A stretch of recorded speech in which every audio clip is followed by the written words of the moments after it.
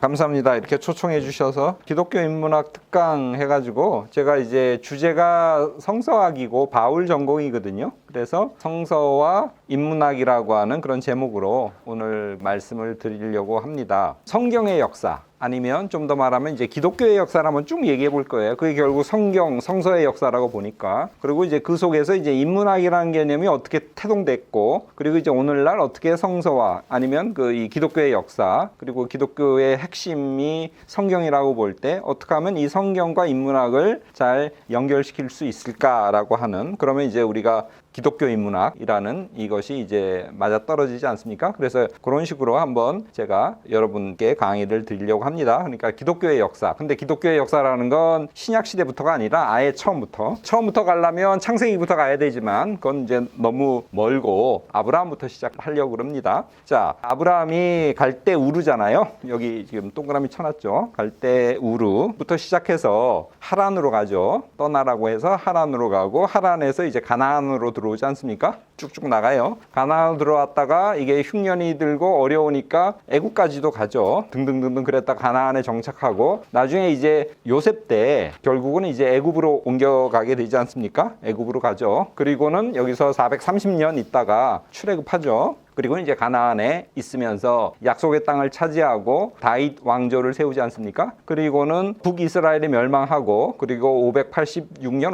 587년에 바벨론의 포로로 끌려가죠. 그랬다가 이제 70년 후에 돌아올 거라고 하는 예레미야의 그 예언이 성취되어서 고레스 왕의 칙령으로 인해서 다시 이제 돌아옵니다. 귀환을 하고요. 그래서 이제 제2성전을 짓죠. 제2성전을 짓고 에스라, 느헤미야, 그 다음에 이제 중간기 쭉 진행되지 않습니까? 그리고는 이제 예수님께서 오시죠. 여기서부터 구약의 시대에서 신약의 시대로 넘어가죠. 자, 그리고는 이제 예수님께서 돌아가신 다음에 기독교를 세계화한 가장 대표적인 사람이 저는 이제 바울이라고 보거든요. 바울이 땅끝까지라고 하면서 지중해 전체를 자기의 사역의 장으로 삼아서 전도 여행을 하죠. 그래서 1차, 2차, 3차 전도 여행을 합니다. 자, 그래서 이제 바울을 써놨고요. 바울의 최종 목표는 저 서바나, 그러니까 스페인이었죠. 당시로서는 이 지중해 연안이 세계라고 봤기 때문에 그 밖은 헬라어가 통하지 않는 야만 세계였기 때문에 바울이 말할 때 세계라는 것, 땅끝이라는 것은 이 팔레스타인 쪽에서 보면 제일 끝쪽인 로마 영토의 제일 마지막인 스페인이 서바나를 땅끝이라고 보고 바울이 열심히 전도 여행을 했습니다.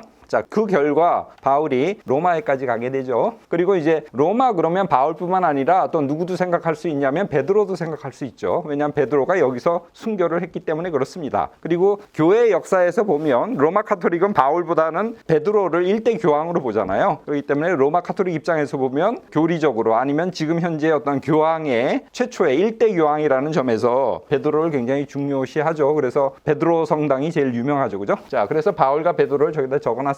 로마에서 바울과 베드로가 순교를 당하고요. 자, 이것이 한 200년 후에 2세기, 3세기에 기독교가 얼마나 넓게 확장되었는지 이렇게 금을 쳐놨죠. 자, 이런 식으로. 그리고 저 영국까지, 2세기 말에는 영국까지 기독교가 전파됩니다. 자, 이렇게 이제 기독교가 확장돼요. 그리고는 이제 5세기에 가면 가장 중요한 기독교의 중심지, 그래서 여기 총 대주교가 자리하고 있는 그 도시 5개를 적어놨어요. 그러니까 이 당시에 가장 중요한 기독교의 거점들이라고 생각하시면 되고, 그래서 로마, 그 다음에 지금 콘스탄티노플, 그리고 안디옥, 그리고 예루살렘, 그리고 알렉산드리아, 이렇게 5곳이 5세기에 굉장히 중요했고 이곳에 많은 크리스찬들이 있었다는 것 한번 생각해 보시고요. 그 다음에 서로마가 멸망해요. 476년에 위쪽에서 이민족들이 침입을 해옵니다. 제가 많이 적어놨죠. 고트족, 프랑크족, 반달족, 롬바르드족 등등등등. 이 위쪽에 있던 많은 이민족들이 침입을 하면서 서로마가 멸망해요. 그리고 이제 이쪽은 서로마니까 이쪽은 동로마라 그러죠. 그죠? 서로마는 멸망하고요. 동로마만 남아요. 그러니까 어떻게 보면 로마의 적통을 누가 이어받냐면 이 동로마 이쪽이 이어받는다고 볼 수 있습니다. 이쪽은 야만인의 땅이 돼요. 그런데 다행히도 로마 교회는 살아남아요.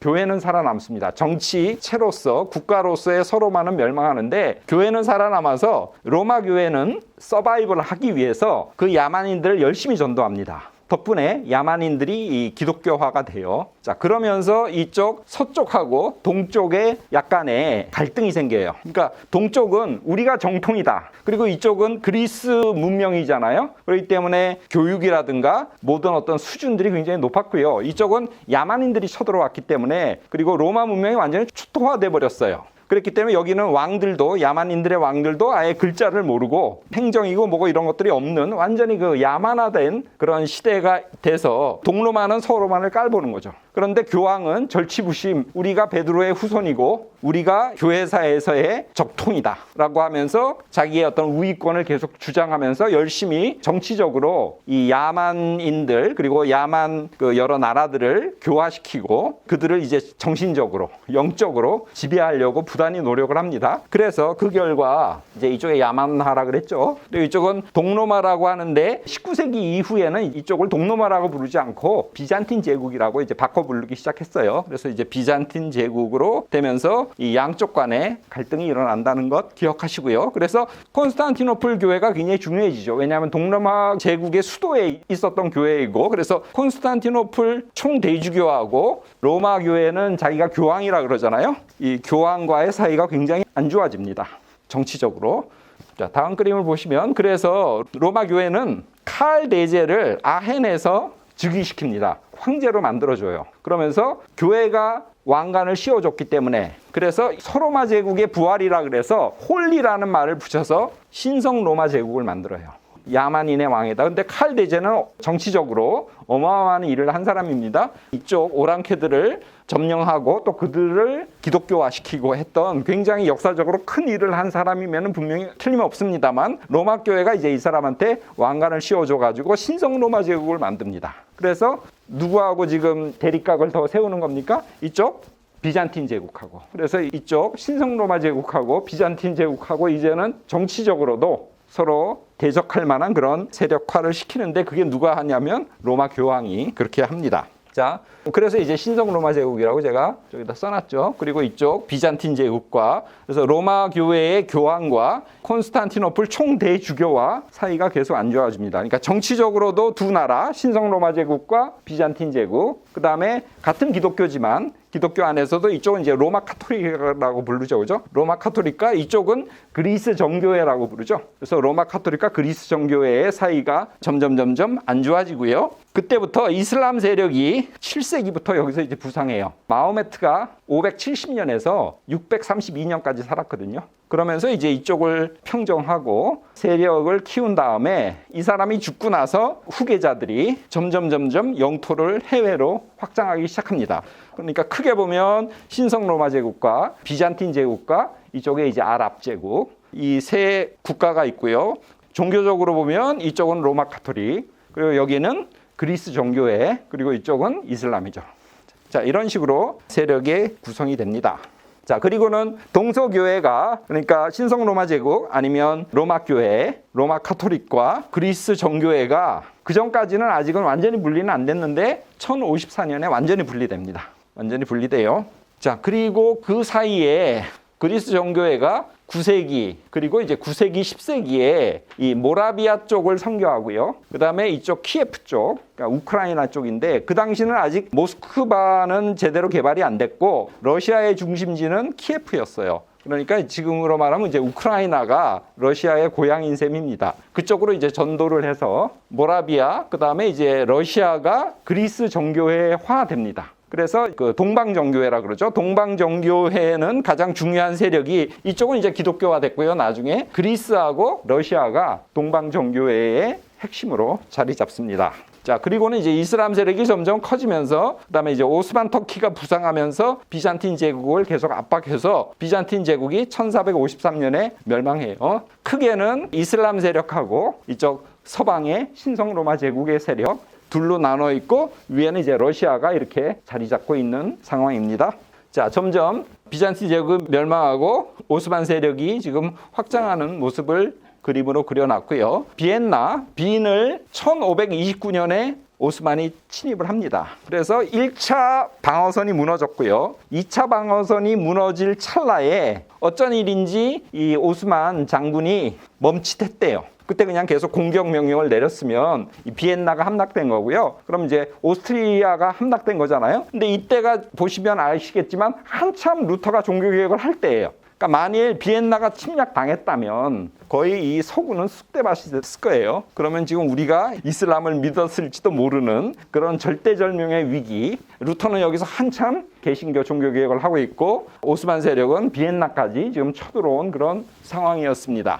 그리고는 이제 확장해서 말타라고도 하는데 그 공방전에서 이슬람이 져요. 1565년에. 그다음에 이제 레판토 해전에서 6년 후에 또 이슬람 세력이 집니다. 그 이후로는 더 이상 이슬람 세력이 확장하지를 못합니다. 그리고 비인은 1차 침략을 했고 1683년에 2차 침략을 합니다. 그런데도 실패했어요. 그리고는 그 이후부터는 오스만 터키 이슬람 세력이 점점 쇠퇴하는 상황으로 접어듭니다. 자, 이 비잔틴, 콘스탄티노플이 함락되면서 많은 학자들, 기술을 갖고 있던 사람들이 다 도망쳐 나오거든요. 그러면서 이제 이탈리아로 건너와요. 그래서 이들이 한참 여기서 이제 르네상스가 일어났는데 동로마 제국 아니면 비잔틴 제국의 기술자들이나 학자들이 갖고 있었던 여러 기술들이나 그리스어라든가 고전어에 대한 그들의 지식 이런 것들이 서방으로 전해지면서 서방에서 르네상스가 더욱더 활발하게 일어나는데 굉장히 중요한 자양분 역할을 했습니다. 자, 그리고 제가 이제 노란색으로 칠해놨는데요. 위에 제목을 보시면 지금까지는 이게 파란색이었잖아요. 이게 나중에 한 번 더 제가 인용을 하기 때문에 이 장면만 제가 노란색으로 일단 칠해놨습니다. 그리고 나서 보시면 르네상스, 근대과학, 철학의 발전, 산업혁명, 프랑스 혁명까지 여기다 이제 다 집어넣어놨거든요. 이때에 굉장히 중요한 일들이 지금 일어나고 있습니다. 그래서 중요한 사람들 이름을 적어놨죠. 갈릴레오, 뉴턴, 베이컨, 그다음에 데카르트, 칸트, 코페르니쿠스 이런 사람들이 15세기부터 15세기, 16세기, 17세기에 근대를 만들면서 세속 학문들을 발전시키고 하는데 결정적으로 역할을 했던 사람들이고요. 그다음에 이제 또 중요한 것이 이 대항해 시대, 에스파니아, 포르투갈이 콜럼부스를 보내가지고 아메리카를 발견하고 희망봉을 돌아가지고 저 인도로 가는 항로를 개척해내고 그러면서 이제 서양 유럽 사람들이 큰 배를 타고 전 세계를 돌아다니면서 이제 무역을 할 수 있는 대항해 시대가 이때 15세기 말부터 이제 열립니다. 좀 나중이지만 산업혁명이 일어나고요. 18세기에. 그리고 프랑스 혁명이 일어나면서 이제 왕권 국가가 없어지죠. 왕은 신성하다. 왕은 신이 내려준 것이다 라고 하는 이런 것들이 깨지면서 시민혁명이 일어나서 이제는 시민들이 뽑는 거다. 그리고 이제 누구나 다 평등하다. 이런 평등 사상이 일어나죠. 자, 이런 일들이 벌어지면서 근대로 넘어갑니다. 근대로 넘어가. 이건 굉장히 중요합니다. 자, 그리고는 이제 서구가 힘을 얻어서 오스만 터키는 점점 쪼그라들어요. 러시아는 남하하고 프랑스가 여기도 이제 이슬람 지역이었는데 알제리 점령하고 나폴레옹이 이집트 침략하고 또 시리아를 침략하고 하면서 오스만 터키가 점점 줄어들고요. 서구가 확장됩니다. 자, 그리고 이제 제가 미국의 독립을 적어놨죠. 메이플라워를 타고 청교도들이 새로운 신앙의 자유를 찾아서 갖고 미국이라고 하는 나라를 세우죠. 그리고는 이제 서양이 본격적으로 이때 이제 서양이라 그러면 미국하고 유럽이라고 볼 수 있죠. 미국하고 유럽이 발전했고 산업화 그리고 생산 기술이 발달하면서 너무 많은 물건을 만들어낼 수 있는 거예요. 한 공장에서. 자, 그러다 보니까 이제 뭐가 문제가 되냐면 판로가 문제가 됩니다. 판로가 문제가 돼서 결국 식민지를 경영하는데 자기가 갖고 있는 식민지만 갖고 안 되는 거죠. 그래서 결국은 싸우는 거죠. 그게 1차 세계대전 그리고 1차 세계대전의 문제가 완전히 말끔하게 해결이 안 됐기 때문에 그게 한 20년 후에 2차 세계대전이 다시 발생합니다. 그래서 어떤 사람은 1차, 2차 세계대전을 그냥 하나로 묶어요. 중간에 한 20년 쉬었다가 휴전했다가 다시 전쟁이 벌어졌다고 그러는 거죠. 그러니까 자원과 수요 확보의 쟁탈전, 열강들이 그게 이제 1차 세계대전, 2차 세계대전이라고 볼 수 있고요. 식민지죠. 그래서 잘 나가는 나라들이 여기 영국, 그다음에 이제 프랑스, 독일, 그다음에 이제 러시아, 그리고 이제 미국도 강대국으로 떠오르죠. 그리고 이제 동양에서는 유일하게 일본이 이렇게 떠오릅니다. 자, 이렇게 보시고요. 결국 자원과 수요 확보 쟁탈전이고요. 자, 그래서 이제 1차 세계대전이 이렇게 일어나죠. 옛날에 우리 세계사 때 배웠죠. 3C 정책, 그 다음에 3B 정책. 그래서 C로 시작되는 카이로, 케이프타운, 캘커타, 이게 이제 3C 정책과 베를린, 빈, 바그다드에 대해서 이게 3B 정책, 이게 서로 부딪혔다 그러고, 그 다음에 범게르만주의, 그러니까 오스트리아와 헝가리 제국과 그 다음에 범슬라브주의, 이쪽이 이제 부딪히면서 사라예보에서 황태자를 쏴 죽이면서 이제 1차 세계대전이 일어나죠. 뭐 등등등등 이러면서 이제 전 세계가 전쟁으로 돌입합니다. 미국은 대서양 건너편에 있었으니까 개입하지 않겠다. 불개입 원칙을 유지했지만, 그러나 대서양을 건너던 자국 사람들이 독일의 이제 배를 무차별 폭파시키면서 결국 1차 세계대전에 개입하게 됩니다. 2차 세계대전도 마찬가지죠. 자, 이제 2차 세계대전 연합국과 주축국을 세모와 네모로 이렇게 표시했습니다. 그 다음에는 이제 미국이 주도를 잡으면서 러시아가 힘이 세지면서 결국 냉전이 시작됩니다. 서구 민주주의 세력권과 공산주의 세력권, 그리고 중국도 독립을 하면서 공산주의 세력에 들어가죠. 그래서 냉전이 1991년까지 소비에트 연방이 이때 붕괴되거든요. 그러니까 한 50년간 냉전 시대를 겪습니다. 그리고는 이제 신자유주의 시대죠. 미국 중심의, 미국이 전 세계를 쥐락펴락하는 그런 민주주의의 승리, 자본주의의 승리. 그래서 1979년에 대처 수상, 그리고 레이건이 미국에서 정권을 잡으면서 이제 신자유주의로 들어가죠. 이 속에서 중국까지도 WTO에 가입시키고 하면서 1980년부터 2020년까지 약 한 40년간 신자유주의 시대가 열려요. 이러면서 가장 혜택을 본 나라가 어디냐면 우리나라예요. 중간재를 팔면서 이 신자유주의 속에서 굉장히 우리나라가 많이 발전을 했죠. 그러다가 이제 코로나가 왔죠. 작년부터. 그래서 모든 게 다 셧다운되고 다 막혀버리죠. 그죠? 그리고는 이제 미국도 그렇고 서구도 그렇고 안 되겠다. 핵심 공장은 우리가 갖고 있어야지. 이게 무역이 막혀버렸을 때 화장지 하나 없어가지고 마스크 하나 제대로 만드는 곳이 없어서 난리가 났지 않습니까? 유럽이나 미국은 작년에 한참 심했을 때 의료진들이 방호복이 없어서 이 비닐을 뒤집어 쓰고 쓰레기 버리는 굉장히 큰 30리터, 40리터짜리 그거를 이제 빵꾸를 뚫어가지고 의료진들이 그걸 입고 의료 현장에 투입되는 이런 일들이 일어나면서 안 되겠다. 그래서 이제 자유무역이 이제 끝나죠. 그리고는 핵심 공장은 각국, 각 나라가 이제 가져야겠다고 하는 이런 일들이 일어납니다. 11월 17일 현재 코로나에 2억 5,400만 명이 확진됐고 511만 명이 죽었어요. 어마어마하죠. 자, 그래서 결국 이제 탈세계화.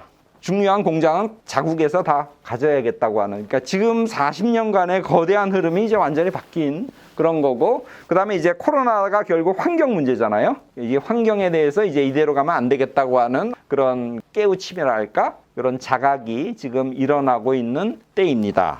자, 그래서 이제 2020년 이후를 저는 포스트 코로나 19 시대라고, 코로나 이후의 시대라고 저는 이렇게 이름을 붙이고, 이거 뭐 내가 붙인 게 아니라 많이 이렇게 부르죠. 그래서 제러미 다이아몬드라고 하는 총균세를 쓴 사람이죠. 이 사람이 이대로 가면 우리 문명은 30년밖에 안 남았다고 이렇게 얘기해요. 이 사람이 세계적인 학자인데 그냥 얘기하는 말이 아닐 거 아닙니까? 지금 이대로 가면 30년밖에 안 남았다는 거죠. 그거를 제가 이렇게 어떤 논리로 했는지를 줄을 그어놨고요. 지금 현 상황은 미국과 중국이 대립하고 있는 상황이죠. G2. 그리고 여기 꽃봉오리처럼 한 건 여기는 한국이에요. 한국이 이제 중간에 껴있죠. 지금 중국은 1대1로 정책을 피고 있고, 미국은 이걸 막기 위해서 쿼드 동맹이라고 하는 군사 동맹을 만들었죠. 그래서 노란 동그라미가 이제 쿼드 동맹에 정식으로 가입된 미국, 호주, 일본, 인도까지 해서 중국을 압박하려고 해서 미중의 대립이 점점 심해지는, 그러니까 점잖게 얘기하지만, 트럼프 때는 서로 거칠게 얘기했지만 지금은 점잖게 얘기하면서도 서로 이제 양보할 수 없는 선을 넘은 상황으로 가고 있죠. 2014년에 중국이 미국 경제 규모의 60% 정도였대요. 그런데 지금 코로나 위기를 겪으면서 10%가 늘었다고 해요. 60%와 70%가 왜 중요하냐면 2차 세계대전 때 독일과 일본의 그 GDP를 다 합쳐도 미국의 60%가 못 됐대요. 결국 GDP 규모가 어느 정도냐에 따라 전쟁을 해도 누가 이기고 지냐가 결정이 되죠. 소련도 냉전 때 한참일 때도 미국의 GDP의 60%를 못 넘었대요. 근데 지금 중국은 70%까지 갔다는 거죠. 그래서 어떤 사람은 이렇게 얘기해요. 이대로 가면 10년 후에 중국이 미국을 넘어설 거다. 이렇게 지금 얘기합니다. 그러니까 이제 미국이 마지막 기회라고 보고 지금 중국을 못 누르면 중국이 우리를 추월한다고 하는 그런 절박감 속에서 지금 중국을 계속 압박하는 거고, 그래서 미중 대립은 계속 갈 거다라고 이렇게 많은 사람들이 보죠. 그래서 코로나 환경의 문제 현 상황입니다. 그다음에 빈부격차, 이게 셧다운되면서 그리고 돈을 많이 풀었잖아요. 그러니까 돈이 한쪽으로 쏠려가지고 자산이 있는 사람들은 더 부자가 되고 없는 사람들은 지금 더 가난하고 뭐 이런 상황이죠. 그래서 빈부격차가 전 세계적인 문제가 됐고요. 그다음에 이제 빅데이터라고 하는 그 기술 종속, 그래서 페이스북이 문제가 생겨가지고 이제 이름을 메타로 바꿨죠. 뭐 이런 식으로. 그다음에 이제 미국 같은 데서 대기업, 그리고 특히 빅데이터 기업들을 이제 규제해야 된다고 하는 이런 논의가 지금 일어나고 있고, 그다음에 이제 자동화되고 재택근무가 되고 하다 보니까, 그리고 뭐 AI 이런 걸 쓰면서 사람을 자꾸 줄이죠. 고용, 일자리에 대한 문제가 앞으로 계속 문제가 될 거예요. 발전하면 할수록. 그리고 기업들은 이제 효율을 더 높이려고 노력할 텐데 효율을 높이면 높일수록 사람을 자르겠죠. 두 사람 쓰는 거 한 사람 쓰고 이제 이런 식으로 가겠죠. 그래서 이제 앞으로는 고용이 문제예요. 일자리가 문제예요. 그다음에 인구 자꾸 줄죠.